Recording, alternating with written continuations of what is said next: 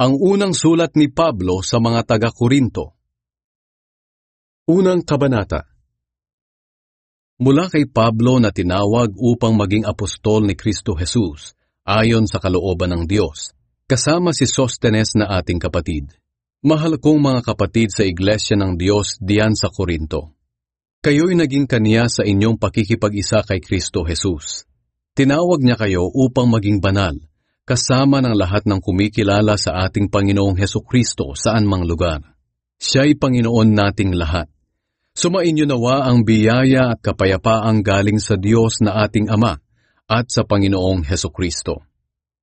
Mga pagpapala mula kay Kristo. Lagi akong nagpapasalamat sa Diyos dahil sa mga pagpapalang ibinigay niya sa inyo sa pamamagitan ng inyong pakikipag-isa kay Kristo Jesus. Sapagkat sa inyong pakikipag-isa sa Kanya, pinalago kayo ng Diyos sa lahat ng bagay, sa pananalita at kaalaman. Dahil dito, napatunayan sa inyo na ang mga itinuro namin tungkol kay Kristo ay totoo. Kaya hindi kayo kinukulang sa anumang kaloob na espiritual habang hinihintay ninyo ang pagbabalik ng ating Panginoong Hesukristo. Pananatilihin niya kayong matatag sa pananampalataya hanggang sa katapusan, upang kayo'y maging walang kapintasan sa araw ng kanyang pagdating. Tapat ang Diyos na tumawag sa inyo upang makipag-isa sa kanyang anak na si Hesukristo, na ating Panginoon. Dapat magkaisa ang mga mananampalataya. Mga kapatid, nakikiusap ako sa inyo, sa pangalan ng ating Panginoong Hesukristo, na magkaisa kayong lahat, na walang hidwa ang mamagitan sa inyo. Magkaisa kayo sa isip at layunin. Sinasabi ko ito dahil may nagbalita sa akin mula sa tahanan ni Chloe na may mga nag-aalitan sa inyo. Ito ang ibig kong sabihin. Ang iba daw sa inyo ay nagsasabi, kay Pablo ako. Ang iba naman ay, kay Apolos ako. May iba ring nagsasabi, kay Pedro ako. At ang iba naman ay, kay Kristo ako. Bakit? Nahahati ba si Kristo? Si Pablo ba ang ipinako sa krus para sa inyo? Binautismuhan ba kayo sa pangalan ni Pablo? Salamat sa Diyos at wala akong binautismuhan sa inyo maliban kina Crispus at Gaius. Kaya walang makapagsasabing binautismuhan kayo sa pangalan ko. Binautismuhan ko rin pala si Estefanas at ang kanyang pamilya. Maliban sa kanila, wala na akong natatanda ang binautismuhan ko. Sapagkat hindi ako isinugo ni Kristo upang magbautismo, kundi upang mangaral ng magandang balita, at hindi ko ito ginagawa sa pamamagitan ng mahusay na pananalita at karunungan ng tao, upang hindi mawalan ng kapangyarihan ang pagkamatay ni Kristo sa krus. Si Kristo ang kapangyarihan at karunungan ng Diyos. Ang mensahe ng pagkamatay ni Kristo sa krus ay kamangmangan para sa mga napapahamak. Ngunit sa mga naliligtas, ito'y kapangyarihan ng Diyos. Sapagkat sinasabi ng kasulatan, sisirain ko ang karunungan ng marurunong, at ipapawalang saysay ko ang katalinuhan ng matatalino. Ano ngayon ang kabuluhan ng marurunong, ng mga tagapagturo ng kautusan, at ng mahuhusay sa debate sa panahong ito? Hindi ba't ipinakita ng Diyos na ang karunungan ng mundo ay kamangmangan? Sapagkat sa karunungan ng Diyos, hindi niya pinahintulot na makilala siya ng tao sa pamamagitan ng karunungan ng mundong ito. Mas minabuti ng Diyos na iligtas ang mga tao sa pamamagitan ng kanilang pananampalataya sa ipinangangaral na magandang balita, na ayon sa iba ay kamangmangan lamang. Ang mga Hudyo ay ayaw maniwala hanggat walang nakikitang himala, at ang mga Griego naman ay humahanap ng sinasabi nilang karunungan. Ngunit kami naman ay ipinapangaral ang Kristo na ipinako sa krus, bagay na hindi matanggap ng mga Hudyo, at isang kamangmangan para sa mga hindi Hudyo. Ngunit para sa mga tinawag ng Diyos, Hudyo man o hindi, si Kristo ang siyang kapangyarihan at karunungan ng Diyos. Sapagkat ang inaakala ng tao na kamangmangan ng Diyos ay higit pa sa karunungan ng tao, at ang inaakala nilang kahinaan ng Diyos ay higit pa sa kalakasan ng tao. Mga kapatid, isipin ninyo kung ano ang inyong kalagayan nang tawagin kayo ng Diyos. Iilan lamang sa inyo ang masasabing matalino sa paningin ng mundo, at iilan lamang ang makapangyarihan o nagmula sa mga kilalang angkan. Ngunit pinili ng Diyos ang mga itinuturing ng mundo na mangmang upang hiyain ang marurunong. Pinili ng Diyos ang mga itinuturing ng mundo na mahihina upang hiyain ang malalakas. At pinili ng Diyos ang mga itinuturing ng mundo na mababa at walang halaga upang mapawalang halaga ang itinuturing ng mundo na mahalaga. Kaya walang makakapagmalaki sa harap ng Diyos. Dahil sa Kanya tayo'y na kay Kristo Jesus. Si Kristo ang karunungan ng Diyos para sa atin. Sa pamamagitan niya itinuring tayo ng Diyos na matuwid, ibinukod para sa Kanya, at tinubos sa ating mga kasalanan. Kaya gaya ng sinasabi sa kasulatan, ang gustong magmalaki, ipagmalaki lamang ang ginawa ng Diyos. Ikalawang kabanata. Ang kamatayan ni Kristo sa krus. Mga kapatid, nang pumunta ako riyan upang ipahayag ang lihim na plano ng Diyos, hindi ako gumamit ng malalalim na pananalita o karunungan, sapagkat ipinasya ko na wala akong ipangangaral sa inyo, kundi si Hesukristo lang, at ang kanyang pagkapako sa krus. Pumunta ako riyan na may kahinaan at nanginginig pa sa takot. At nang mangaral ako sa inyo, hindi ako gumamit ng matatamis na pananalita, batay sa karunungan ng tao, upang kumbinsihin kayo. Sa halip, pinatunayan ng banal na Espiritu ang aking pangangaral sa pamamagitan ng kanyang kapangyarihan. Nang sa ganoon, hindi nakasalalay sa karunungan ng tao ang inyong pananampalataya, kundi sa kapangyarihan ng Diyos. Kung sa bagay, nagtuturo rin kami ng mga malalalim na karunungan sa mga matatag na sa pananampalataya. Ngunit ang karunungang ito'y hindi mula sa karunungan ng mundong ito, o sa mga namumuno sa mundong ito na nakatakda ng malipol. Ang karunungang sinasabi ko ay ang karunungan ng Diyos na kanyang inilihim noon. Ito'y itinalagan niya para sa ating karangalan, bago pa man niya likhain ang mundo. Ang karunungang ito ay hindi naunawaan ng mga namumuno sa mundong ito, sapagkat kung naunawaan nila, hindi sana nila ipinako sa krus ang dakilang Panginoon.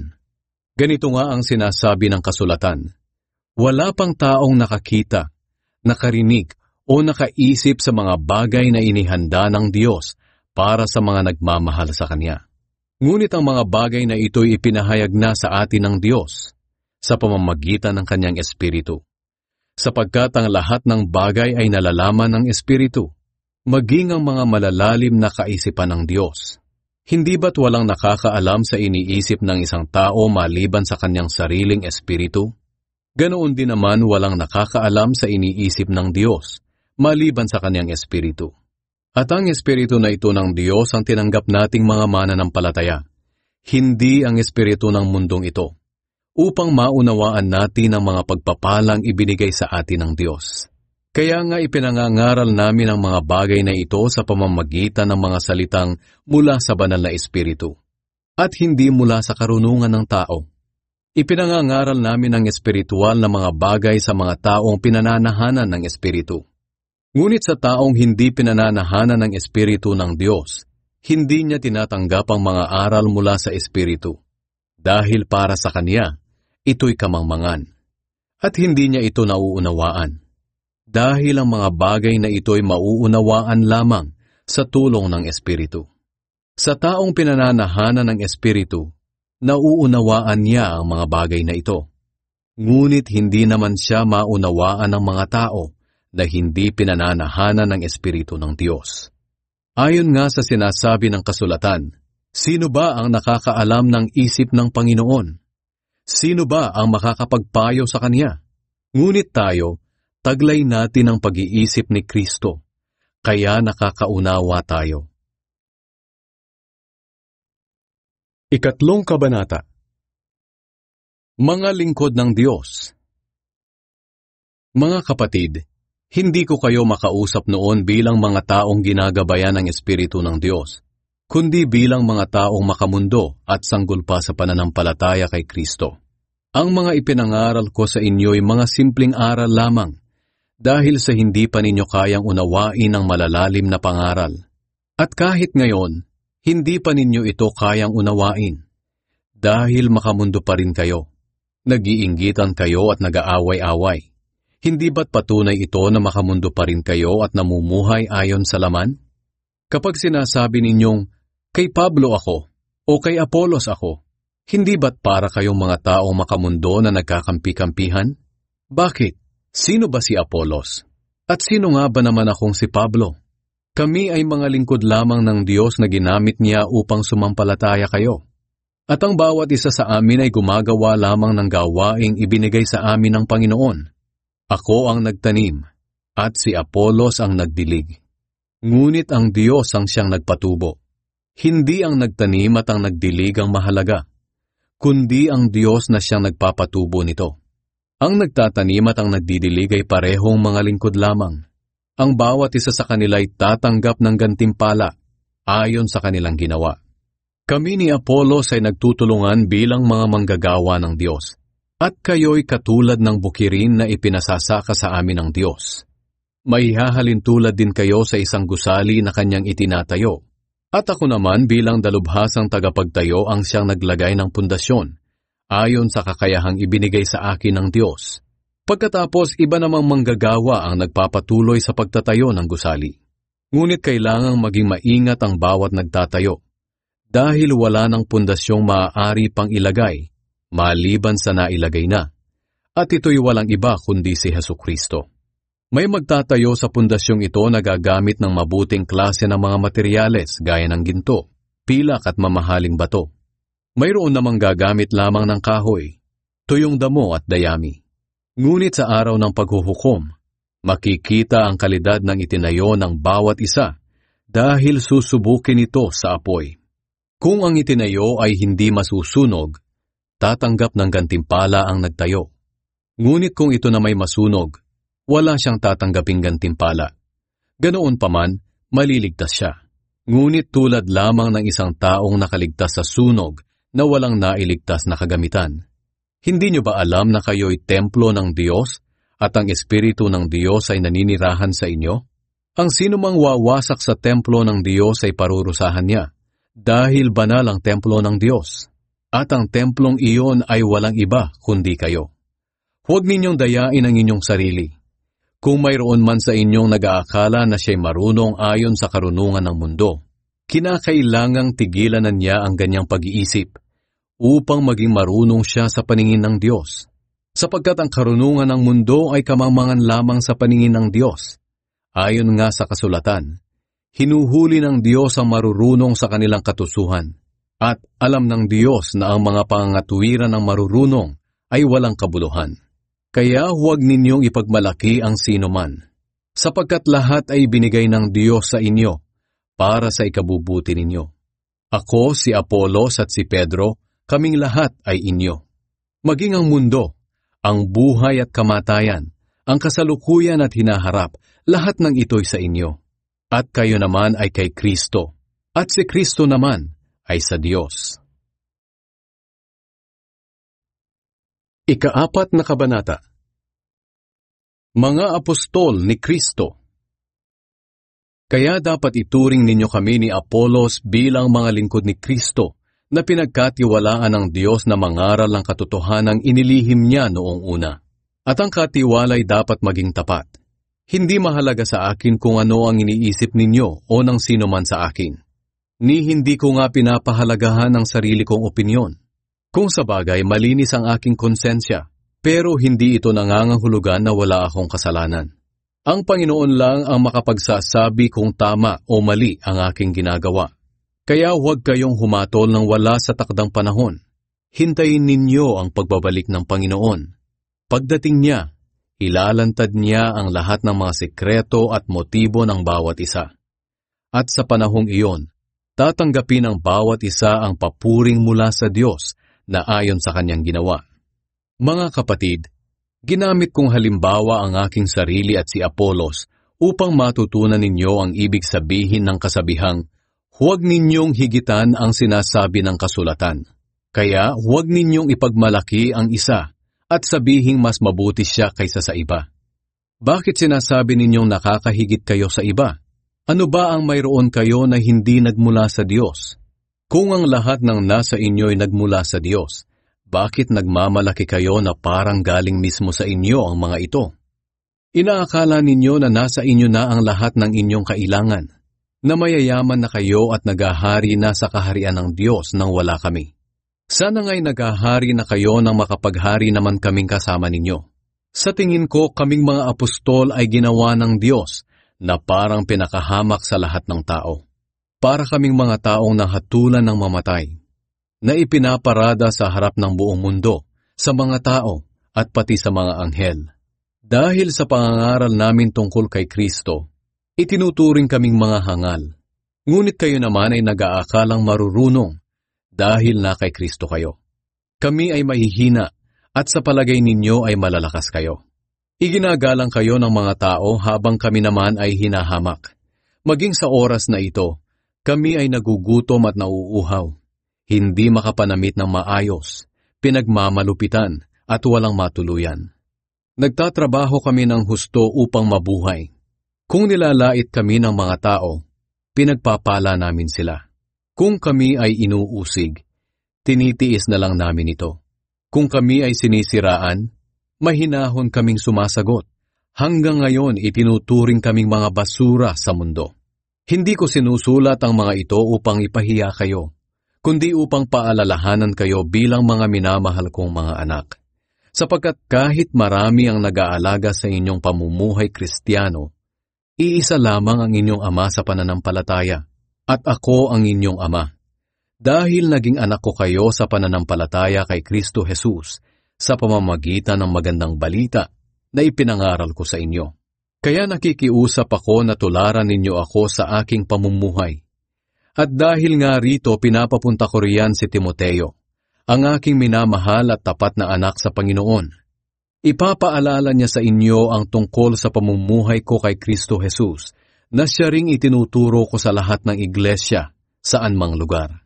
Ang ilan sa inyo ay nagmamataas na, dahil akala nila'y hindi na ako pupunta riyan. Ngunit kung loloobin ng Panginoon, pupunta ako riyan sa lalong madaling panahon. At titingnan ko kung ano ang magagawa ng mga tao riyan na mayayabang magsalita.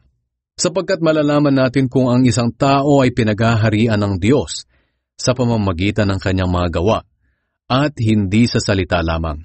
Ngayon, ano ang gusto ninyo? Darating ako ng galit sa inyo o darating ng mahinahon at may pag-ibig? Ikalimang kabanata. Parusahan ang gumagawa ng imoralidad. May nagbalita sa akin na mayroon diyan sa inyo na gumagawa ng sexual na imoralidad. Kinakasama niya ang asawa ng kanyang ama. Ito'y masahol pa sa ginagawa ng mga taong hindi kumikilala sa Diyos, dahil maging sila ay hindi gumagawa nito. At sa kabila ng pangyayaring ito, nagawa pa ninyong magyabang. Dapat sana ay naghinagpis kayo at pinalayas na ninyo sa inyong grupo ang gumagawa nito. Kahit na wala ako riyan ng personal, nariyan naman ako sa Espiritu. At sa pangalan ng ating Panginoong Hesukristo, hinatulan ko na ang taong iyon. Kaya sa pagtitipon ninyo, isipin ninyo na parang nariyan na rin ako sa Espiritu.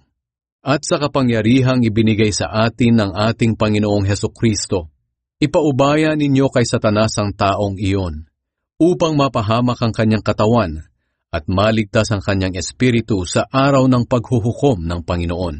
Hindi tama ang pagyayabang ninyo. Hindi nyo ba alam ang kasabihang, ang kaunting pampaalsa ay nakakapagpaalsa sa buong masa ng harina?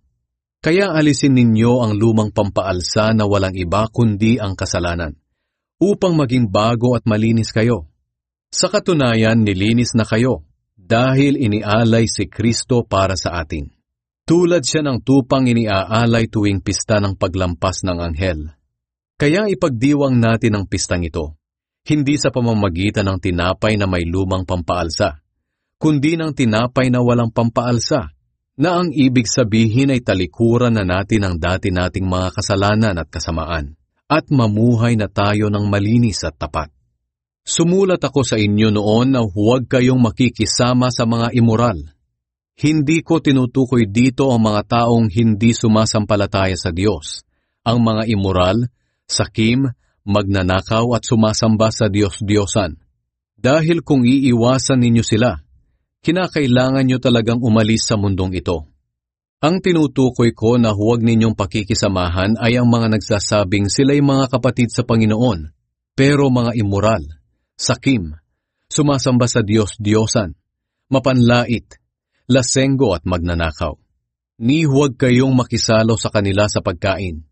Kung sa bagay, ano ba ang karapatan nating husgahan ng mga hindi mananampalataya? Ang Diyos na ang huhusga sa kanila. Ngunit tungkulin ninyo na husgahan ng mga kapatid kung tama o mali ang kanilang ginagawa.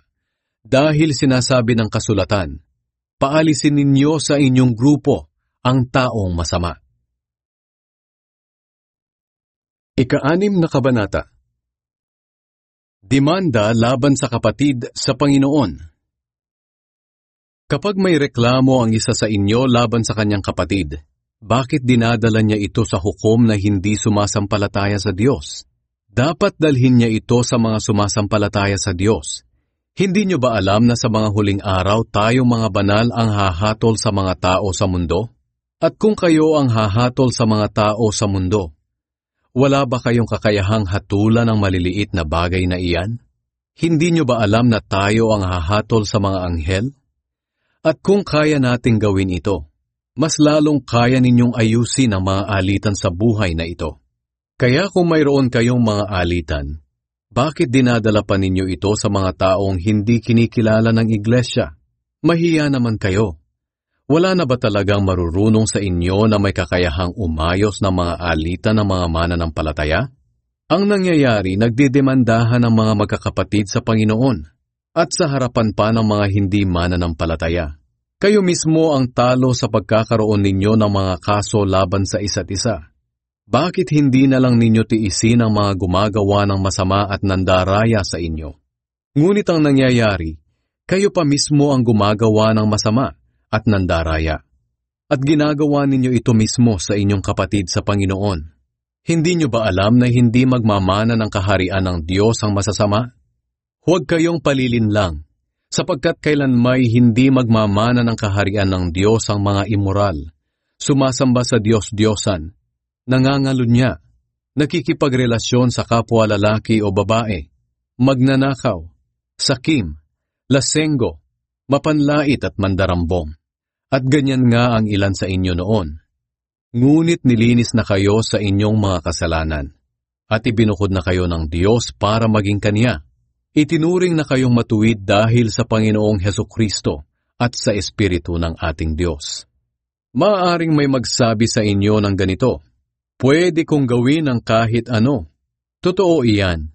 Ngunit hindi lahat ng bagay ay nakakabuti sa inyo.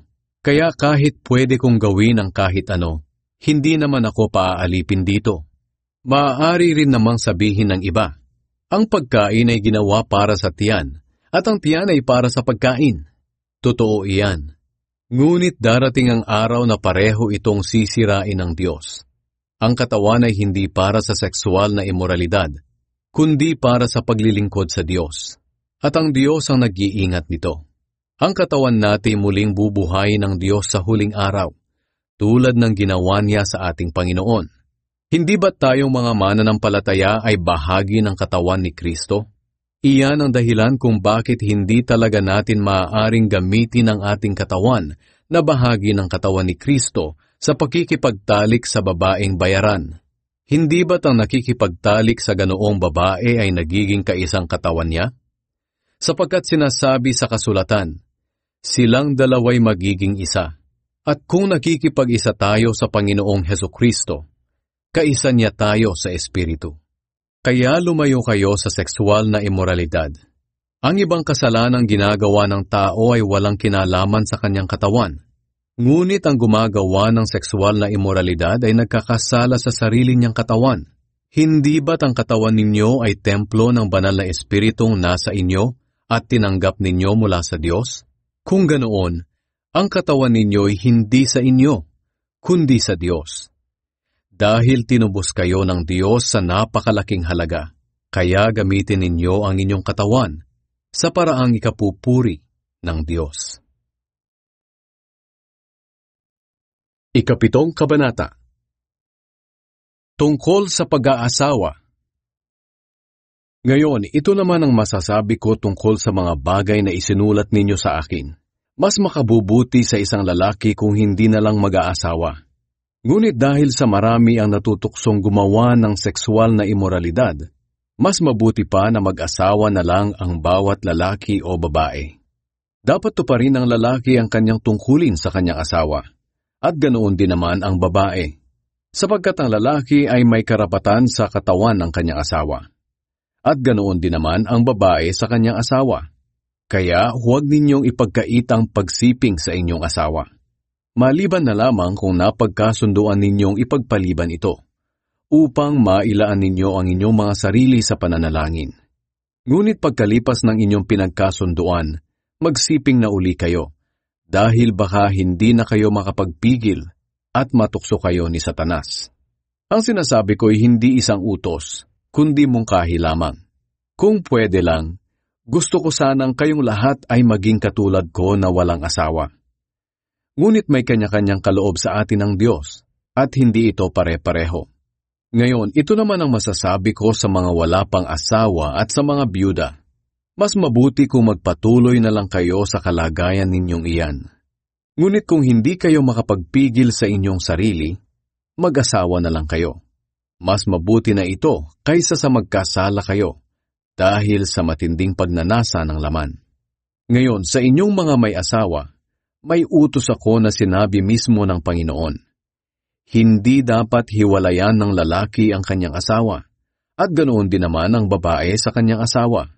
Ngunit kung hihiwalay ang babae sa kanyang asawa, dapat manatili siyang walang asawa, o di kaya'y bumalik na lang sa kanyang asawa.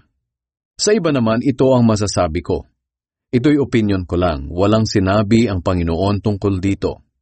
Kung ang isang mananampalatayang lalaki ay may asawa na hindi mananampalataya na gusto namang magsama sila, hindi niya dapat hiwalayan ang babae. At kung ang isang babae naman ay may asawang hindi mananampalataya na gusto namang magsama sila, hindi niya dapat hiwalayan ang lalaki.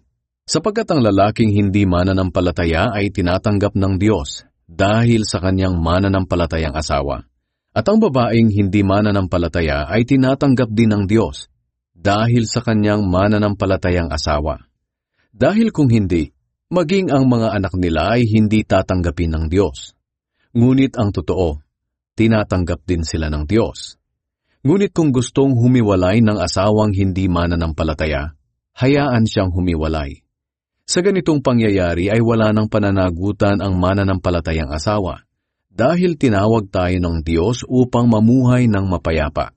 Kung sa bagay, hindi naman kayo nakasisiguro kung ang inyong pagsasama ay magiging kasangkapan ng Diyos para maligtas ang inyong asawa.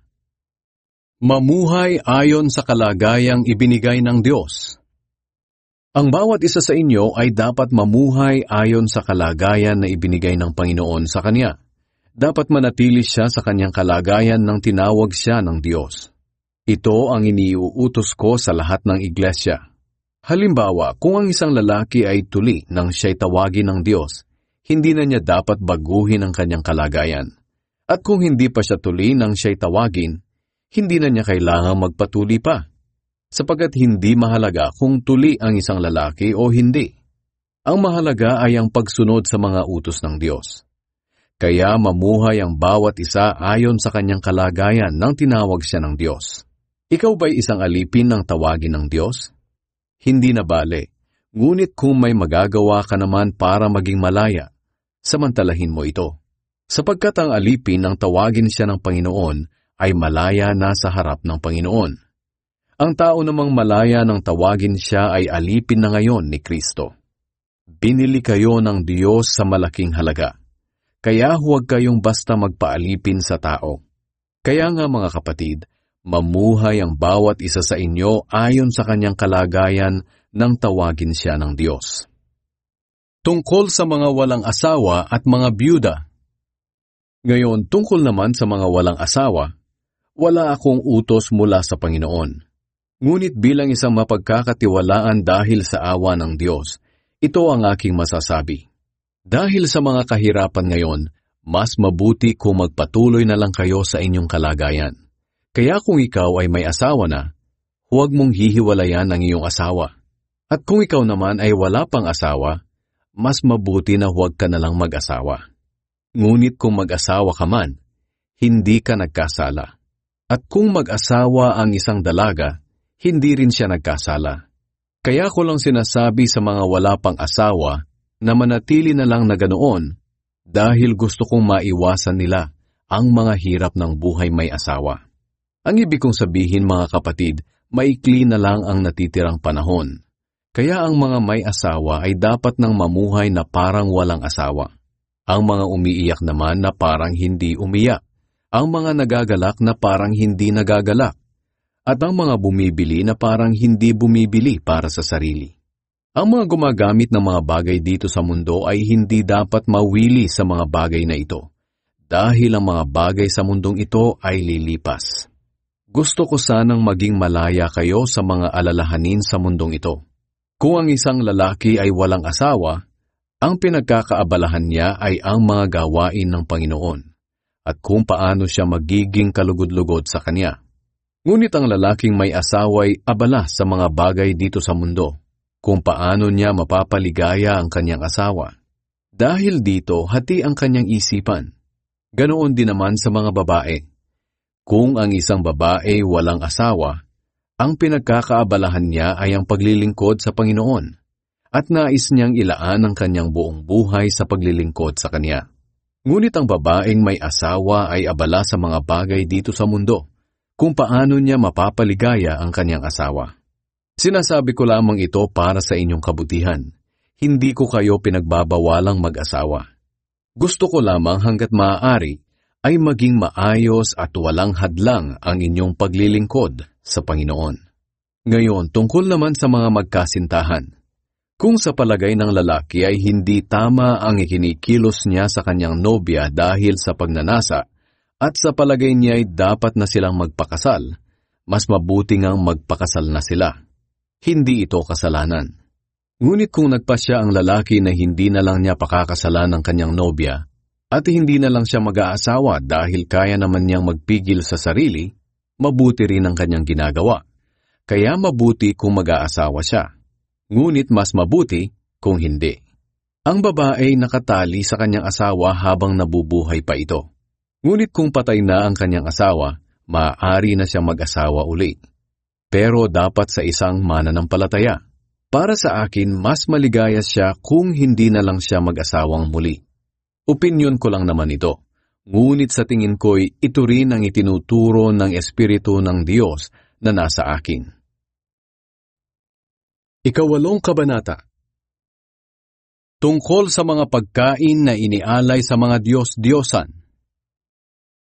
Ngayon, tungkol naman sa mga pagkaing inialay sa mga Diyos-Diyosan, kung maaari ba natin itong kainin o hindi.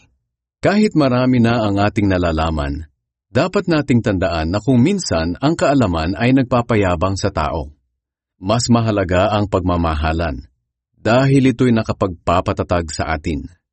Ang taong nag-aakala na marami na siyang alam ay kulang pa rin talaga sa kaalaman. Ngunit ang taong nagmamahal sa Diyos ay siyang kinikilala ng Diyos na Kanya. Kaya kung tungkol sa mga pagkaing inialay sa mga Diyos-Diyosan, alam natin na ang mga Diyos-Diyosang ito'y hindi totoong Diyos dahil iisa lamang ang Diyos. At kahit na sinasabi ng iba na may mga Diyos sa langit at sa lupa, at marami ang mga tinatawag na mga Diyos at mga Panginoon, para sa atin iisa lamang ang Diyos. Ang ating Ama na lumikha ng lahat ng bagay at nabubuhay tayo para sa Kanya. At may iisang Panginoon lamang, si Hesukristo. Sa pamamagitan niya ay nilikha ang lahat ng bagay, at sa pamamagitan din niya ay nabubuhay tayo ngayon. Ngunit may mga mananampalataya na hindi pa alam ang katotohanan ito. Ang iba sa kanila ay sumasamba noon sa mga Diyos-Diyosan, kaya hanggang ngayon, kapag kumakain sila ng mga pagkaing inialay sa mga Diyos-Diyosan, naiisip nila na parang kasama na sila sa pagsamba sa mga Diyos-Diyosan. At dahil sa kakaunti pa lang ang kaalaman nila, nagkakasala sila sa kanilang konsensya. Kung sa bagay, ang pagkain ay walang kinalaman sa ating kaugnayan sa Diyos. Walang mawawala sa ating kaugnayan sa Diyos kung hindi tayo kakain, at wala rin naman tayong mapapala kung kumain man tayo. Ngunit kahit na malaya kayong kumain ng kahit ano, mag-ingat kayo, dahil baka iyan ang maging dahilan ng pagkakasala ng mga taong mahihina pa sa kanilang pananampalataya. Halimbawa, may kapatid kang hindi pa nakakaunawa sa katotohanan ito, at ikaw na nakakaunawa ay nakita niyang kumakain sa templo ng mga Diyos-Diyosan. Hindi ba't mahihikayat din siyang kumain ng mga pagkaing inialay sa mga Diyos-Diyosan kahit na para sa kanya ay isa itong kasalanan? Dahil sa iyong kaalaman, napapahamak ang iyong kapatid na mahina pa sa pananampalataya, na kung tutuusin ay namatay din si Kristo para sa kanya. At sa ganitong paraan ay nagkasala ka na rin kay Kristo, dahil nagkasala ka sa iyong kapatid na mahina pa ang pananampalataya sa pag-udyok mo sa kanya na gumawa ng bagay na labag sa kanyang kalooban. Kaya kung ang kinakain ko ay nagiging dahilan ng pagkakasala ng aking kapatid, hindi na lang ako kakain nito kailanman, para hindi magkasala ang aking kapatid. Ikasyam na kabanata. Mga karapatan at responsibilidad ng isang apostol. Hindi ba't malaya ako? Hindi ba't isa akong apostol? Hindi ba't nagpakita mismo sa akin ang ating Panginoong Hesus? Hindi ba't dahil sa akin kaya kayo naging mga mananampalataya? Kahit hindi man ako kilalanin ng iba bilang apostol, alam kong kikilalanin ninyo ako, dahil kayo mismo ang katunayan ng aking pagiging apostol. At dahil sa akin kaya ngayon kayo ay nasa Panginoon. At ito nga ang sinasagot ko sa mga taong hindi kumikilala sa akin bilang apostol. Bilang apostol, wala ba kaming karapatang tumanggap ng pagkain at inumin mula sa mga napangaralan namin? Wala ba kaming karapatang magsama ng asawang mananampalataya sa aming mga paglalakbay, tulad ng ginagawa ng mga kapatid sa Panginoon, ni Pedro at ng iba pang mga apostol? Kami lang ba ni Bernabe ang kinakailangang magtrabaho para sa aming ikabubuhay? Mayroon bang sundalo na siya pa ang gumagastos para sa kanyang paglilingkod? Mayroon bang nagtatanim na hindi nakikinabang sa mga bunga nito? At mayroon bang nag-aalaga ng kambing na hindi nakikinabang sa gatas nito? Ang sinasabi kong ito ay hindi lamang opinyon ng tao, kundi itinuturo mismo ng kautusan. Sapagkat nasusulat sa kautusan ni Moises, huwag mong bubusalan ang baka habang gumigiik. Ang mga baka lamang ba ang tinutukoy dito ng Diyos? Hindi. Maging tayo ay tinutukoy niya, kaya ito isinulat. Sapagkat ang nag-aararo at ang gumigiik ay umaasang makakabahagi sa aanihin. Nagtanim kami sa inyo ng mga espiritual na pagpapala. Malaking bagay ba kung umani naman kami ng mga material na pagpapala sa inyo? Kung ang ibang mga mangangaral ay may karapatang tumanggap mula sa inyo, hindi ba't lalo na kami?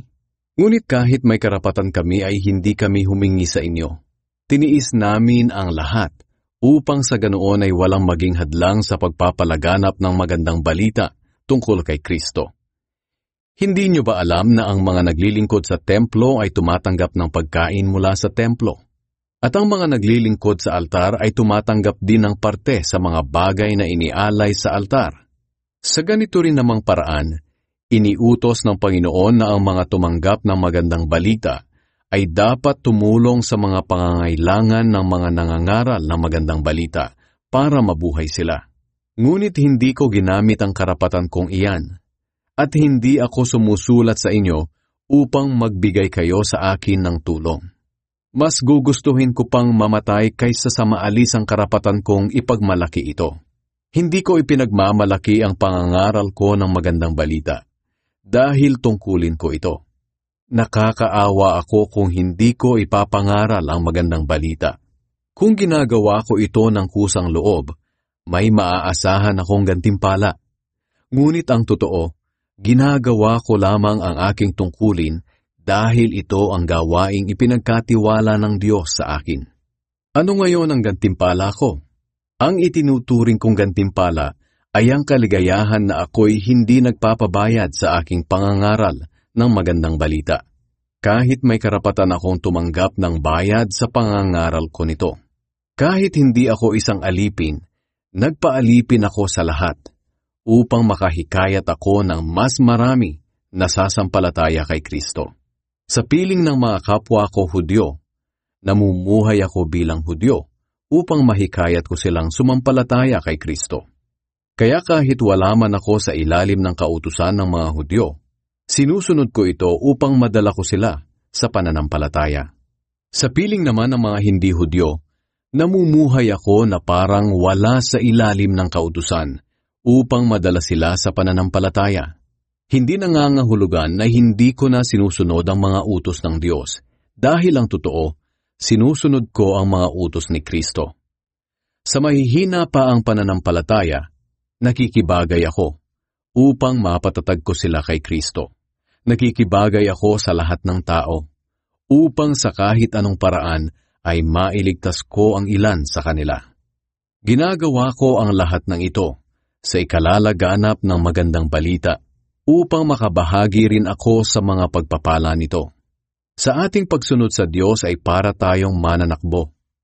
Alam ninyo na sa isang takbuhan, marami ang sumasali, ngunit isa lang ang nananalo. Kaya pagbutihin ninyo ang pagtakbo upang makamit ninyo ang gantimpala. Ang bawat manlalaro ay nagsasanay ng mabuti at dinidisiplina ang sarili upang makamit ang gantimpala. Ginagawa niya ito para sa gantimpalang hindi nagtatagal.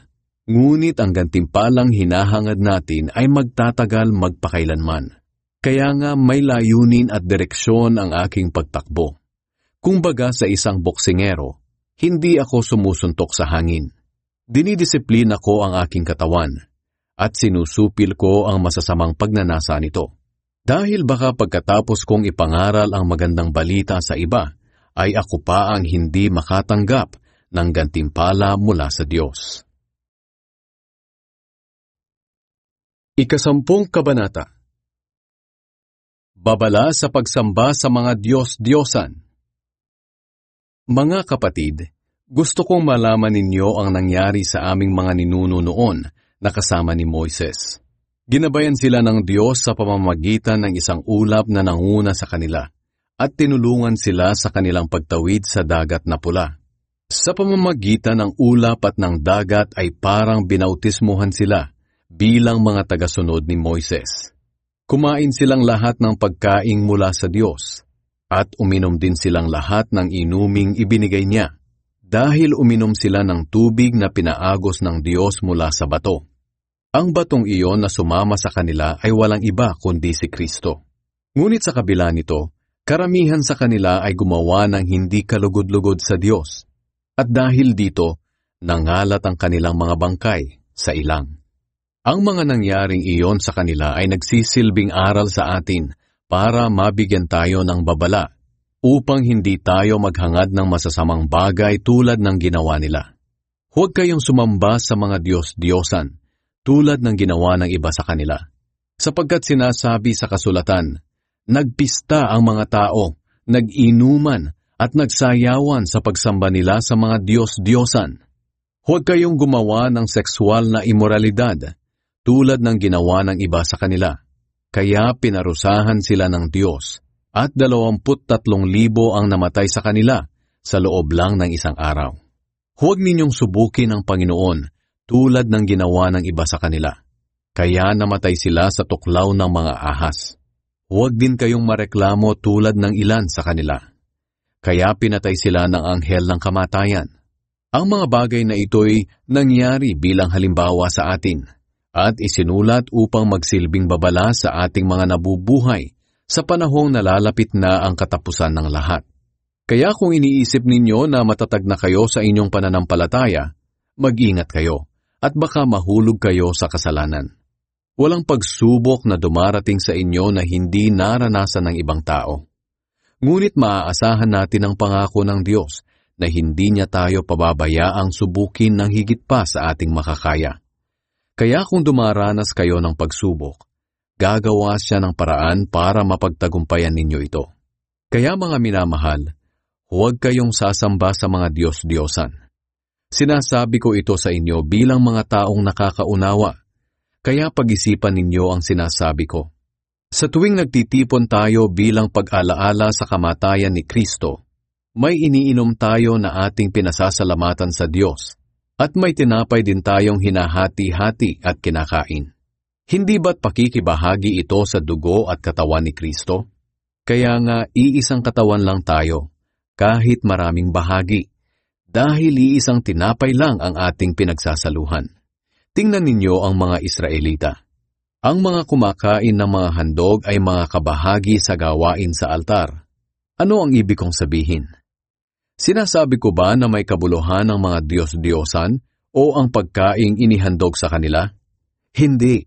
Ang ibig kong sabihin ay inialay nila ang mga handog na iyan sa masasamang espiritu at hindi sa Diyos. Ayaw ko maging kabahagi kayo ng masasamang espiritu.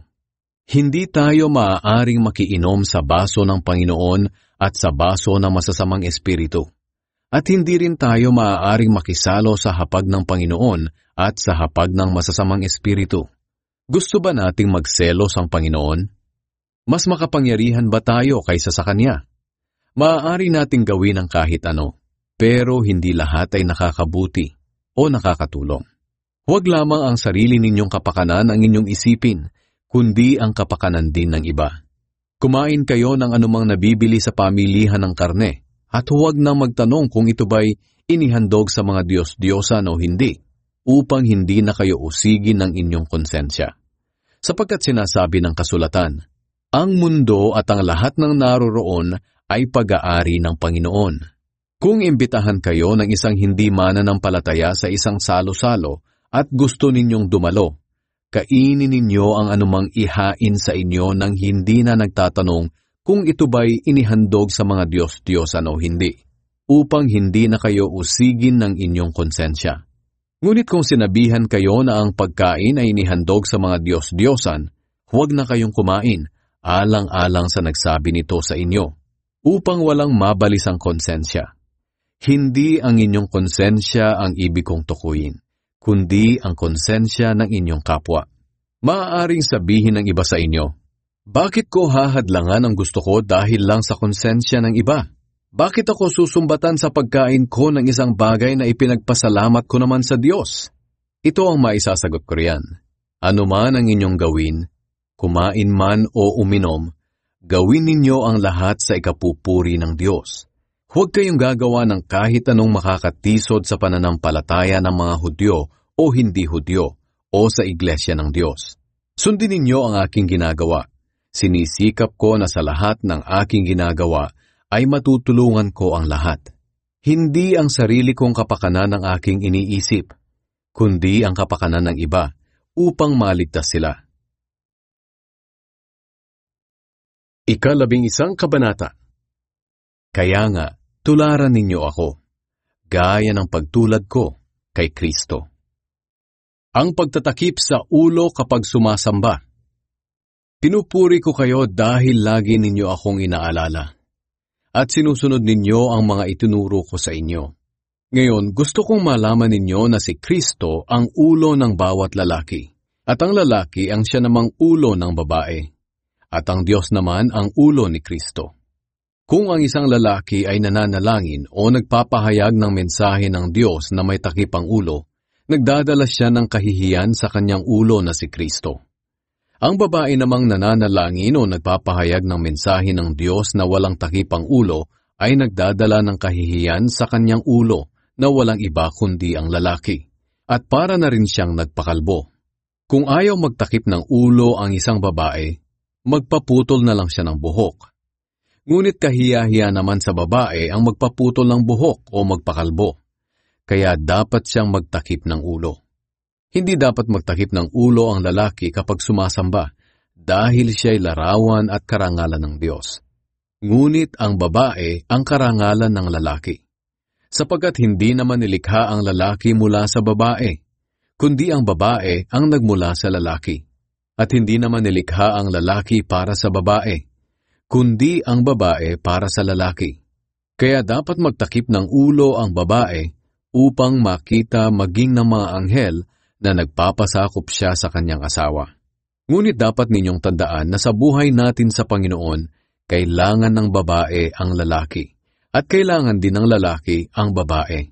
Dahil kung nagmula ang unang babae sa lalaki, ang lalaki naman ay pinapanganak ng babae at ang lahat naman ay nagmumula sa Diyos. Kayo na rin ang magpasya. Kaaya-aya ba na makita ang isang babae na nananalangin ng walang takip sa ulo? Natural sa isang lalaki na maiksi ang buhok, dahil kahiya-hiya kung mahaba ito. Ngunit karangalan ng babae ang pagkakaroon ng mahabang buhok, sapagkat ipinagkaloob sa kanya ng Diyos ang buhok bilang pantakip sa kanyang ulo. Kung mayroon mang gusto makipagtalo tungkol dito, wala na ako masasabi, dahil ito ang aming nakaugalian. At ito ang sinusunod ng mga iglesia ng Diyos sa kahit saang lugar. Ang banal na hapunan. Tungkol sa bagay na tatalakayin ko ngayon ay hindi ko kayo mapupuri, dahil ang mga pagtitipon ninyo ay nakakasama, sa halip na nakakabuti. Sapagkat nabalitaan ko una sa lahat na tuwing nagtitipon-tipon kayo bilang iglesia, nagkakaroon kayo ng pagkakapangkat-pangkat. At medyo naniniwala ako na iyan nga ang nangyayari. Kinakailangan sigurong mangyari iyan para malaman kung sino sa inyo ang mga tunay na mananampalataya. Kapag nagtitipon kayo upang ipagdiwang ang banal na hapunan, hindi tama ang ginagawa ninyo. Dahil kapag oras na ng kainan, hindi kayo naghihintayan. Kaya ang iba'y busog at lasing na, at ang iba na may gutom. Wala ba kayong sariling bahay upang doon kumain at uminom? Sa ginagawa ninyo'y nilalait ninyo ang iglesia ng Diyos at hinihiya ang mga mahihirap. Ano ngayon ang gusto ninyong gawin ko? Purihin kayo? Aba, hindi. Ito ang turo na ibinigay sa akin ng Panginoon at itinuturo ko naman sa inyo. Noong gabing traidorin ng Panginoong Hesus, kumuha siya ng tinapay at pagkatapos niyang magpasalamat sa Diyos, hinati-hati niya ito at sinabi, "Ito ang aking katawan na inihahandog para sa inyo. Gawin ninyo ito bilang pag-alaala sa akin." Pagkatapos nilang kumain, ganoon din ang ginawa niya sa inumin. Kinuha niya ito at sinabi, "Ang inuming ito ang bagong kasunduan na pinagtibay ng aking dugo. Tuwing iinumin ninyo ito, gawin ninyo bilang pag-alaala sa akin. Sapagkat tuwing kakain kayo ng tinapay na ito at iinom ng inuming ito, ipinapahayag ninyo ang kamatayan ng Panginoon hanggang sa kanyang pagbabalik. Kaya nga, ang sino mang kumakain ng tinapay at umiinom ng inumin ng Panginoon nang hindi karapat-dapat ay nagkakasala sa katawan at dugo ng Panginoon.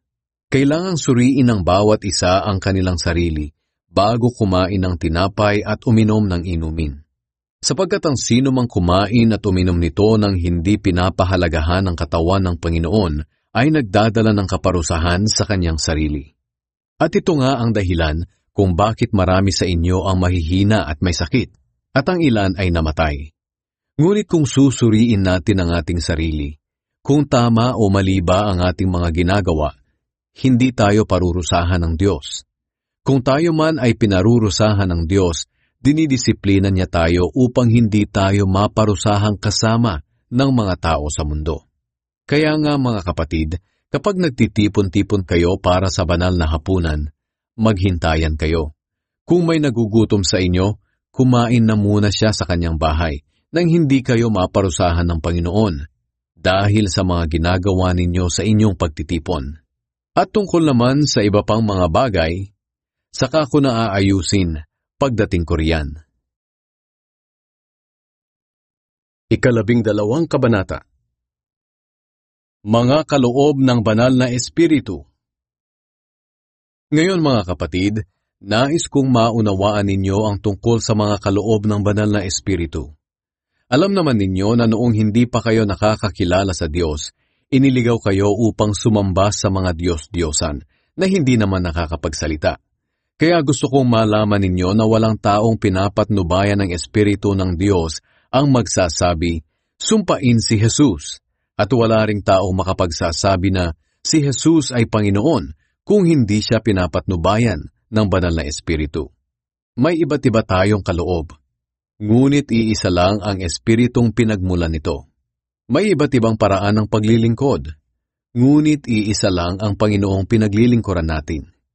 Iba't iba ang ipinapagawa ng Diyos sa atin, ngunit iisa lang ang Diyos na nagbibigay sa atin ng kakayahang gawin ang mga ito. Ang bawat isa ay binigyan ng kakayahan na nagpapakita na sumasa kanya ang banal na Espiritu, upang makatulong siya sa kapwa niya mananampalataya. Sa isa'y ipinagkaloob ng Espiritu ang kakayahang maghayag ng kaalaman tungkol sa Diyos, at sa isa naman ay ang kakayahang unawain ito. Ang iba'y pinagkalooban ng Espiritu ng malaking pananalig sa Diyos, at ang iba naman ay binigyan ng kakayahang magpagaling sa mga may sakit. Ang iba'y pinagkalooban ng Espiritu ng kapangyarihang gumawa ng mga himala, at ang iba naman ay binigyan ng kakayahang maghayag ng mensahe ng Diyos. Mayroon namang pinagkalooban ng kakayahang makakilala kung ang kapangyarihan ng isang tao ay mula sa banal na Espiritu o sa masasamang Espiritu. Sa iba'y pinagkaloob ang kakayahang magsalita sa iba't ibang wika na hindi nila natutunan, at sa iba naman ay ang kakayahang maipaliwanag ang sinasabi ng mga wikang iyon. Ngunit iisang Espiritu lang ang nagbigay ng lahat ng ito, at ipinamamahagi niya sa bawat tao ayon sa kanyang kagustuhan. Tayo'y bahagi ng iisang katawan.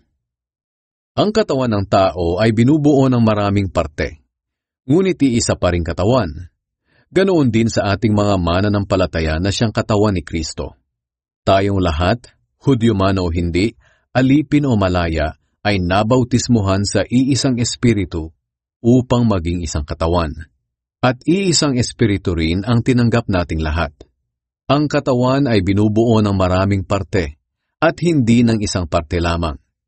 Kaya kung sabihin ng paa, dahil hindi ako kamay, hindi ako parte ng katawan. Hindi ito nangangahulugang hindi siya parte ng katawan. At kung sabihin naman ng tainga, dahil hindi ako mata, hindi ako parte ng katawan. Hindi rin ito nangangahulugang hindi siya parte ng katawan. Dahil kung ang buong katawan ay puro mata, paano ito makakarinig? At kung ang katawan ay puro lang tainga, paano ito makakaamoy? Ngunit nilikha ng Diyos ang ating katawan na may iba't ibang parte, ayon sa kanyang nais. Kung ang katawan ay binubuo lamang ng isang parte, matatawag pa ba itong katawan? Ang totoo'y ang katawan ay binubuo ng maraming parte, ngunit iisang katawan lamang ito.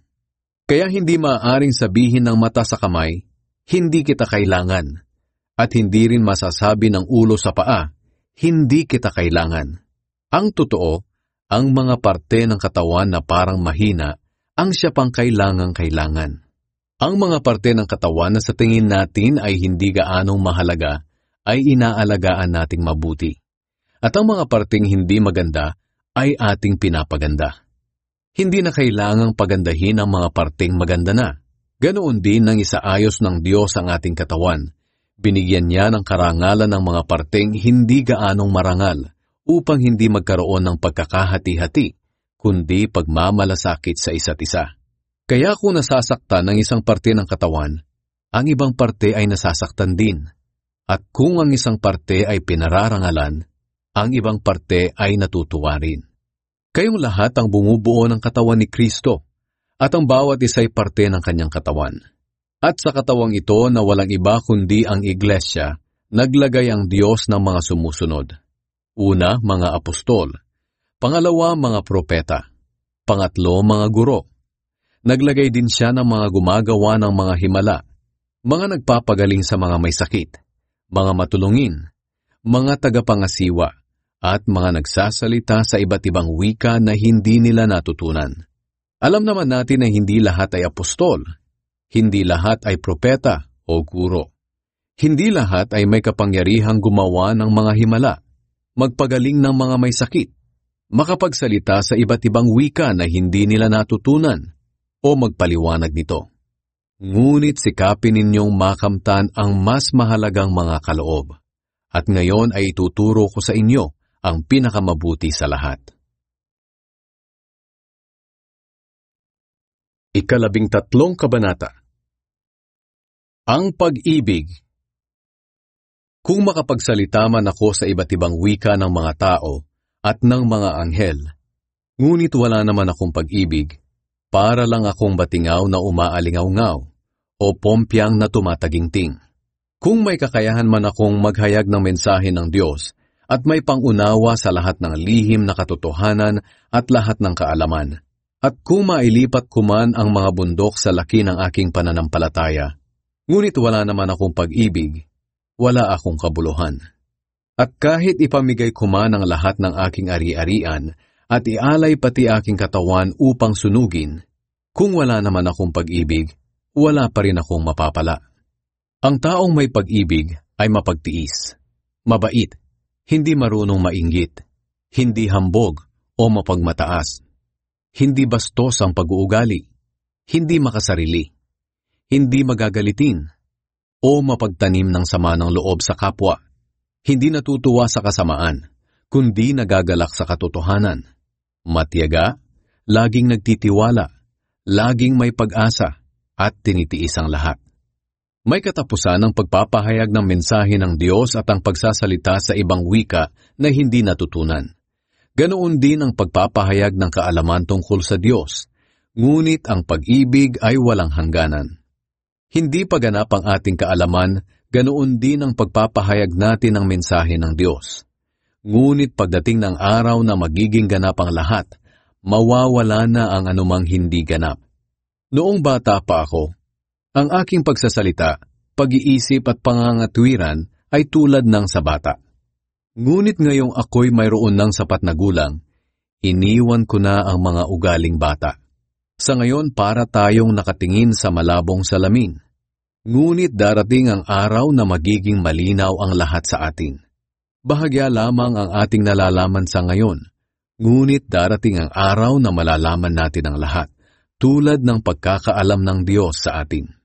3 bagay ang nananatili, ang pagtitiwala, pag-asa, at pag-ibig. Ngunit ang pinakadakila sa mga ito ay ang pag-ibig. 14 na kabanata. Ang pagsasalita ng ibang wika na hindi natutunan. Sikapin ninyong makamta ng pag-ibig, ngunit sikapin din ninyong makamta ng mga kaloob na espiritual, lalo na ang pagpapahayag ng mensahe ng Diyos. Ang taong nagsasalita sa ibang wika na hindi niya natutunan ay nakikipag-usap hindi sa tao, kundi sa Diyos, dahil wala namang nakakaunawa sa kanya. Nagsasalita siya ng mga hiwaga sa tulong ng banal na espiritu. Ngunit ang taong nagpapahayag ng mensahe ng Diyos ay nagsasalita sa mga tao upang sila'y matulungan, mapalago at mapalakas ang loob. Ang nagsasalita sa ibang wika na hindi niya natutunan ay pinatitibay ang kanyang sarili. Ngunit ang nagpapahayag ng mensahe ng Diyos ay nagpapatibay sa iglesia. Gusto ko sanang kayong lahat ay makapagsalita sa ibang wika na hindi natutunan. Ngunit mas ninanais ko makapagpahayag kayo ng mensahe ng Diyos. Sapagkat ang taong nagpapahayag ng mensahe ng Diyos ay mas mahalaga kaysa sa nagsasalita sa ibang wika na hindi natutunan. Maliban na lamang kung ipapaliwanag niya ang kahulugan ng kanyang sinasabi upang mapatibay ang iglesia. Ano ba ang mapapala ninyo mga kapatid kung pumunta ako riyan at magsalita ng ibang wika na hindi ninyo naiintindihan? Wala. Maliban na lang kung magbigay ako sa inyo ng pahayag mula sa Diyos o kaalaman, mensahe o aral. Kahit na ang mga instrumentong walang buhay tulad ng plauta at alpa, kung hindi malinaw ang mga notang tinutugtog, paano malalaman ng nakakarinig kung anong awit ang tinutugtog? At kung hindi malinaw ang tunog ng trumpeta sa mga sundalo, sino maghahanda para sa labanan? Ganito rin sa inyo. Paano makakaunawa ang isang mananampalataya sa sinasabi mo sa ibang wika kung hindi naman niya naiintindihan? Para ka na ring nakikipag-usap sa hangin. Maraming wika sa buong mundo, at ang bawat salita nito ay may kahulugan. Ngunit kung hindi ko maintindihan ang sinasabi ng isang tao, at hindi rin naman niya ako maintindihan, wala kaming mapapala sa isa't isa. At dahil nga hinahangad naman ninyo ang mga kaloob ng banal na espiritu, pagsikapan ninyong matanggap ang mga kaloob na nagpapatibay sa iglesia. Kaya nga ang taong nagsasalita sa ibang wika na hindi niya natutunan ay manalangin na bigyan din siya ng kakayahang maipaliwanag ito. Kung nananalangin ako sa ibang wika na hindi ko natutunan, nananalangin nga ang aking espiritu. Ngunit hindi naman naiintindihan ng aking isipan. Kung ganoon, ano ang dapat kong gawin? Mananalangin ako at aawit sa pamamagitan ng aking espiritu, kahit hindi ko ito naiintindihan. At mananalangin din ako at aawit sa paraang naiintindihan ng aking isipan. Kung magpapasalamat ka sa Diyos sa pamamagitan ng iyong espiritu lamang at hindi ito maintindihan, paanong makakasagot ng Amen ang iba kung hindi naman nila naiintindihan ang iyong sinasabi? Kahit maayos ang pagpapasalamat mo sa Diyos, kung hindi naman naiintindihan ng iba, hindi ka rin makakapagpatatag sa kanila. Nagpapasalamat ako sa Diyos na nakapagsasalita ako sa iba't ibang wika na hindi natutunan ng higit pa sa inyong lahat. Ngunit sa pagtitipon ng mga mananampalataya, mas makakabuti pa ang magsalita ako ng 5 kataga na naiintindihan upang maturuan ko sila, kaysa sa magsalita ako ng libu-libong kataga sa wikang wala namang nakakaintindi. Mga kapatid, kung tungkol sa mga bagay na ito, huwag kayong mag-isip bata. Kung sa masasamang bagay, maging tulad kayo ng mga batang walang malay sa kasamaan. Ngunit sa pangunawa, mag-isip matanda kayo. Sinasabi ng Panginoon sa kasulatan, "Magsasalita ako sa mga taong ito sa pamamagitan ng iba't ibang wika at sa pamamagitan ng mga dayuhan, ngunit hindi pa rin sila makikinig sa akin." Kaya ang pagsasalita sa iba't ibang wika na hindi natutunan ay isang tanda, hindi para sa mga mananampalataya, kundi para sa mga hindi mananampalataya. Ngunit ang pagpapahayag ng mensahe ng Diyos ay para sa mga mananampalataya, hindi sa mga di mananampalataya. Kung nagtitipon kayong mga mananampalataya at lahat kayo'y nagsasalita sa iba't ibang wika na hindi ninyo natutunan, at may dumating na mga di mananampalataya na hindi alam ang inyong ginagawa, hindi ba nila aakalaing nasisiraan kayo ng bait? Ngunit kung lahat kayo'y nagpapahayag ng mensahe ng Diyos at may dumating na hindi mananampalataya na hindi alam ang inyong ginagawa, makikilala niyang makasalanan siya at malalaman niya ang tunay niyang kalagayan. Maging ang mga lihim ng kanyang puso ay maihahayag at dahil dito, siya'y magpapatira pa sa pagsisisi at sasamba sa Diyos at masasabi niyang ang Diyos ay talagang nasa piling ninyo. Ang maayos na pagsamba.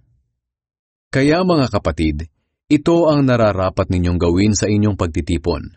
Ang iba'y aawit, ang iba'y magtuturo, ang iba'y magpapahayag ng mensahe ng Diyos, at ang iba'y magsasalita sa iba't ibang wika na hindi nila natutunan, at ang iba na may magpapaliwanag kung ano ang ibig sabihin ng mga sinasabi sa mga wikang iyon. At ang lahat ng inyong gagawin sa inyong pagtitipon ay gawin ninyo sa ikatitibay ng iglesia. Kung may magsasalita sa ibang wika na hindi natutunan, kailangang 2 lamang o 3, at huwag sabay-sabay, at dapat may magpapaliwanag sa kanilang sinasabi. Ngunit kung walang magpapaliwanag, mas mabuti pang tumahimik na lamang sila sa loob ng iglesia at makipag-usap na lang sa Diyos ng sarilinan. Kung mayroon sa inyo ang pinagkalooban ng mensahe ng Diyos, hayaang magsalita ang 2 o 3 sa kanila. Ang iba na may dapat makinig at unawaing mabuti kung tama o mali ang kanilang sinasabi. Ngayon, kung sa mga nakaupo ay may pinagkalooban ng mensahe ng Diyos, dapat tumahimik na ang nagsasalita upang makapagsalita naman ang iba. Sapagkat kayong lahat ay maaaring makapagpahayag ng mensahe ng Diyos ng isa-isa, upang matuto ang lahat at mapalakas ang kanilang pananampalataya. Ang nagpapahayag ng mensahe ng Diyos ay dapat may pagpipigil sa sarili, sapagkat ang Diyos ay hindi nagdadala ng kaguluhan, kundi kaayusan. Tulad ng nakaugalian sa lahat ng iglesia ng mga pinabanal ng Diyos, ang mga babae ay dapat tumahimik sa mga pagtitipon nyo dahil hindi sila pinahihintulutang magsalita. Dapat silang magpasakop sa mga lalaki ayon sa sinasabi ng kautusan. Kung may tanong sila, tanungin na lang nila ang kanilang asawa pagdating sa kanilang bahay. sapagkat nakakahiyang magsalita ang isang babae sa loob ng iglesia. Inaakala ba ninyong nagmula sa inyo ang salita ng Diyos?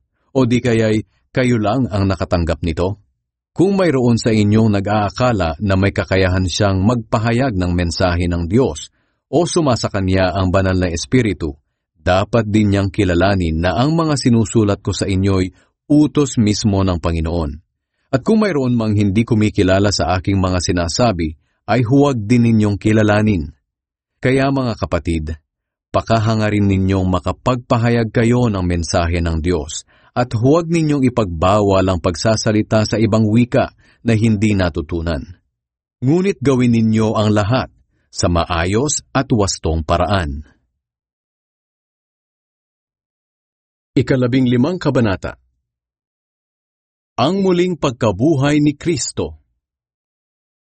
Mga kapatid, nais kong ipaalala sa inyo ang magandang balita na ipinangaral ko sa inyo.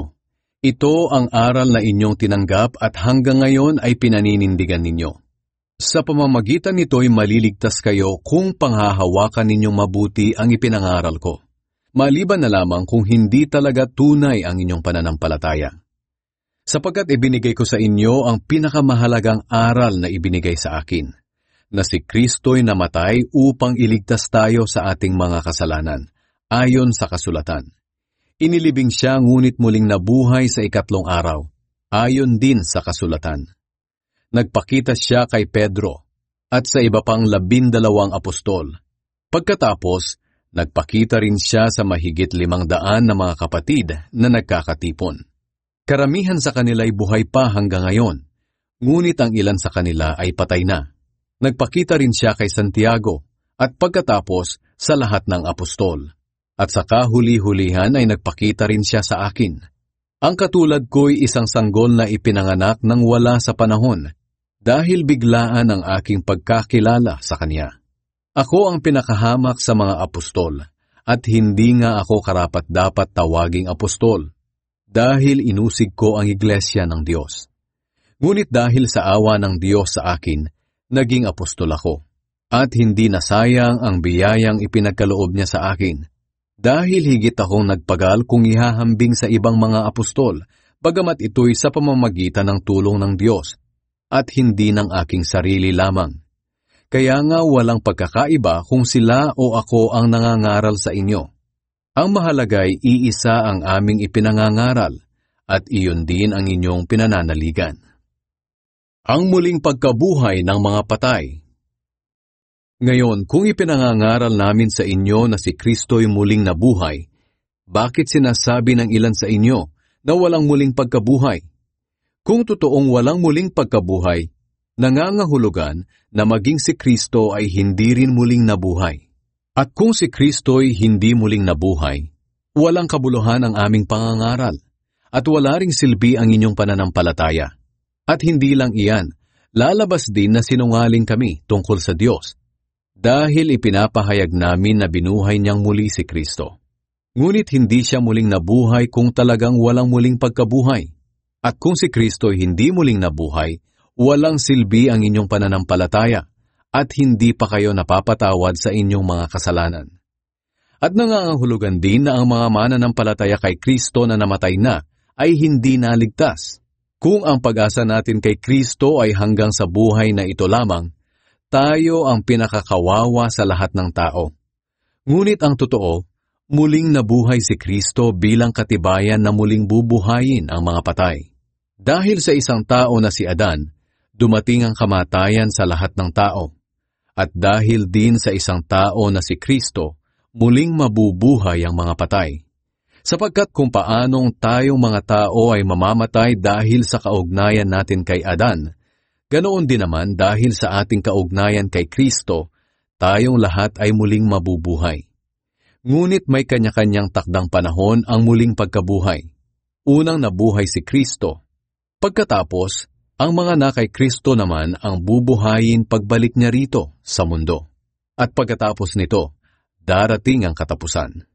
Lulupigin niya ang lahat ng kaharian, pamahalaan at kapangyarihan, at ibibigay ang paghahari sa Diyos Ama. Sapagkat si Kristo'y dapat maghari hanggang sa lubusan niyang malupig ang lahat ng kanyang mga kaaway. At ang huling kaaway na kanyang lulupigin ay ang kamatayan. Sinasabi sa kasulatan na ang lahat ng bagay ay ipinasakop ng Diyos kay Kristo. Ngunit sa salitang lahat ng bagay, hindi nangangahulugan na kasama rito ang Diyos na siyang nagpasakop ng lahat ng bagay sa ilalim ng kapangyarihan ni Kristo. At kung ang lahat ay naipasakop na sa kapangyarihan ni Kristo, maging si Kristo ay magpapasakop sa Diyos na siyang naglagay ng lahat ng bagay sa ilalim ng kanyang kapangyarihan upang ang Diyos ang siyang maghari sa lahat. May mga taong nagpapabautismo para sa mga namatay. Ano ang halaga ng ginagawa nila kung hindi naman muling mabubuhay ang mga patay? At bakit pa namin inilalagay ang aming mga sarili sa panganib oras-oras? Araw-araw akong nasa bingit ng kamatayan, mga kapatid. At kung paanong totoo na ipinagmamalaki ko kayo sa ating pakikipag-isa kay Kristo Jesus na ating Panginoon, totoo rin ang sinasabi kong ito. Nahihirapan ako dito sa Efeso dahil ang mga kumakalaban sa akin ay tulad ng mababangis na hayop. Kung ang paghihirap kong ito'y para lang sa kapakanan ng tao sa buhay na ito, ano ang kabuluhan nito?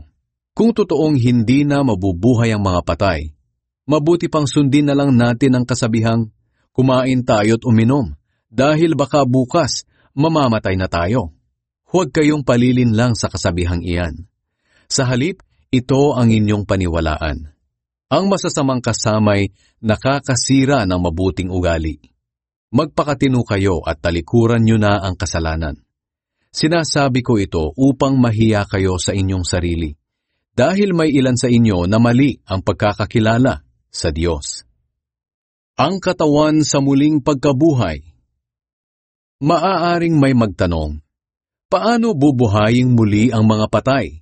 Anong uri ng katawan ang matatanggap nila? Ito ang isasagot ko sa taong iyan na walang nalalaman. Ang inihahasik na binhi ay hindi mabubuhay hanggat hindi ito namamatay.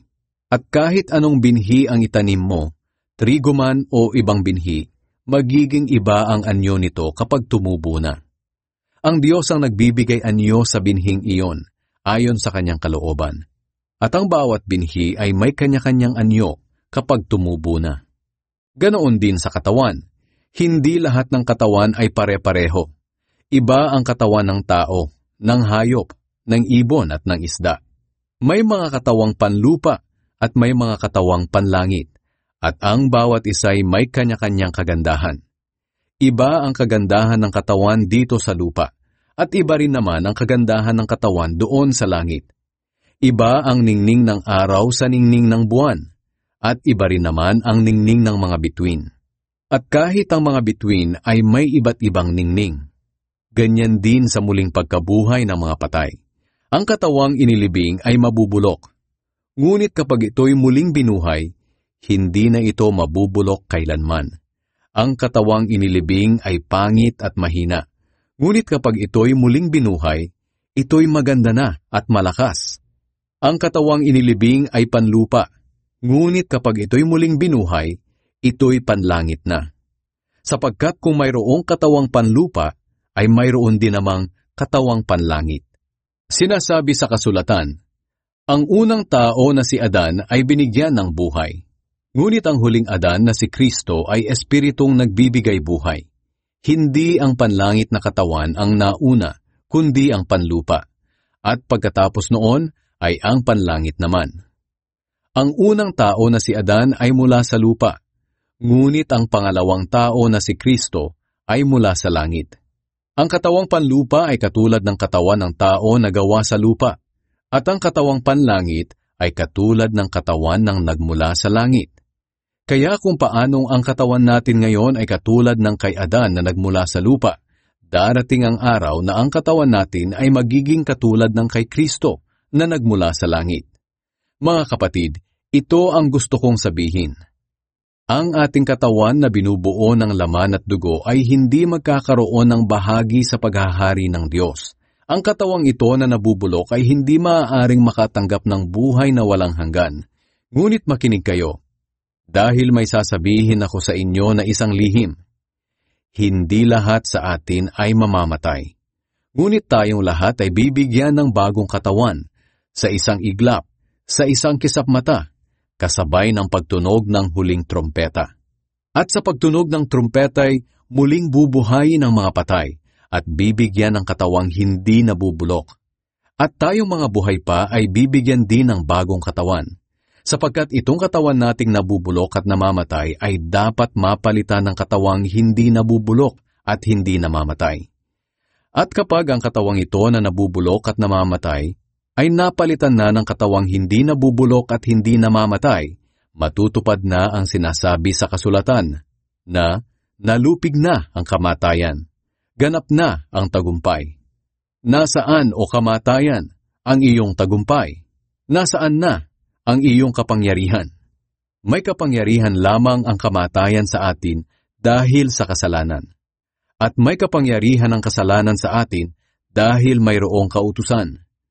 Ngunit salamat sa Diyos dahil binigyan niya tayo ng tagumpay sa mga bagay na ito sa pamamagitan ng ating Panginoong Hesukristo.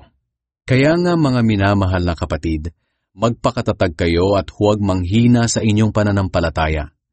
Magpakasipag kayo sa gawaing ibinigay sa inyo ng Panginoon, dahil alam ninyo na hindi masasayang ang mga paghihirap ninyo para sa Kanya. 16 na kabanata. Tulong para sa mga taga-Hudeya. Ngayon, tungkol naman sa tulong na nalikom para sa mga mananampalataya ng Diyos sa Hudeya, gayahin ninyo ang ipinagawa ko sa mga iglesyang nasa Galacia. Sa bawat linggo, ang bawat isa sa inyo ay maglaan na ng halaga ayon sa inyong kita, at ipunin ninyo ito upang pagdating ko riyan ay nakahanda na ang inyong tulong. Pagdating ko riyan, papupuntahin ko sa Jerusalem ang mga taong pipiliin ninyo na magdadala ng inyong tulong. At gagawa ako ng sulat na magpapakilala sa kanila. At kung kinakailangan ding pumunta ako sa Jerusalem, isasama ko na sila. Mga plano ni Pablo. Tutuloy ako riyan sa Korinto pagkagaling ko sa Macedonia, dahil kailangan kong dumaan doon. Maaaring magtagal ako riyan sa inyo. Baka riyan ako magpalipas ng taglamig, upang matulungan ninyo ako sa mga pangangailangan ko sa susunod kong paglalakbay, bagamat hindi ko pa alam kung saan ako pupunta. Ayaw kong dadaan lang ako sa inyo. Gusto kong magtagal sa piling ninyo kung loloobin ng Panginoon. Samantala, mananatili ako rito sa Efeso hanggang sa araw ng Pentecostes, dahil nabigyan ako ng magandang pagkakataon upang maisulong ang gawain dito kahit na maraming sumasalungat. Kung dumating diyan si Timoteo, asikasuhin ninyo siyang mabuti upang mapanatag ang kanyang kalooban, dahil katulad ko rin siyang naglilingkod sa Panginoon. Huwag ninyo siyang hamakin, at sa kanyang pag-alis, tulungan ninyo siya sa kanyang mga pangangailangan, upang makabalik siya agad sa akin. Sapagkat inaasahan ko siya na dumating dito kasama ang iba pang mga kapatid sa pananampalataya. Tungkol naman sa kapatid nating si Apolos, pinakiusapan ko siyang dumalaw diyan kasama ang ilang mga kapatid.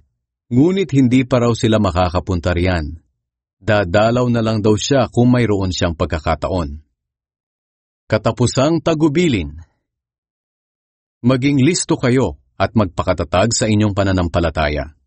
Magpakatapang kayo at magpakatibay. At anuman ang inyong gawin, gawin ninyo ng may pag-ibig. Alam ninyong si Stefanas at ang pamilya niya ang unang naging Kristiyano riyan sa Akaya. Inilaan nila ang kanilang mga sarili sa paglilingkod sa mga pinabanal ng Diyos. Kaya nakikiusap ako sa inyo mga kapatid na magpasakop kayo sa kanila at sa lahat ng katulad nila na naglilingkod sa Panginoon. Natutuwa ako sa pagdating ni na Stefanas, Fortunatus at Achaicus, dahil kahit wala kayo rito, nandito naman sila. At ginagawa nila sa akin ang hindi ninyo magawa. Ako'y pinasigla nila. At ganoon din kayo. Pahalagahan ninyo ang mga katulad nila. Kinukumusta kayo ng mga mananampalataya sa lalawigan ng Asya. Kinukumusta rin kayo ni na Aquila at Priscilla, at ng mga mananampalatayang nagtitipon sa kanilang tahanan, dahil pareho kayong nasa Panginoon. At kinukumusta rin kayong lahat ng mga mananampalataya rito. Magbatian kayo bilang magkakapatid kay Kristo. Akong si Pablo ay nangungumusta rin sa inyo, at ako mismo ang sumusulat ng pagbating ito. Parusahan nawa ng Diyos ang sinumang hindi nagmamahal sa Kanya. Panginoon, bumalik na po kayo. Pagpalain nawa kayo ng Panginoong Hesus. Minamahal ko kayong lahat bilang mga kapatid kay Kristo Hesus.